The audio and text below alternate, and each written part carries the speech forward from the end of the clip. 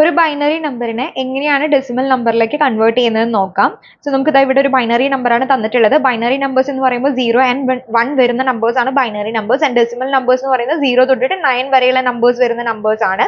So നമുക്ക് ഇതിനെ ഈ ഒരു ബൈനറി നമ്പറിനെ ഡെസിമലിലേക്കാണ് കൺവേർട്ട് ചെയ്യേണ്ടതായിട്ടുള്ളത്. അപ്പോൾ നമ്മൾ ആ ബൈനറി നമ്പർ താഴെ എടുത്ത് എഴുതി.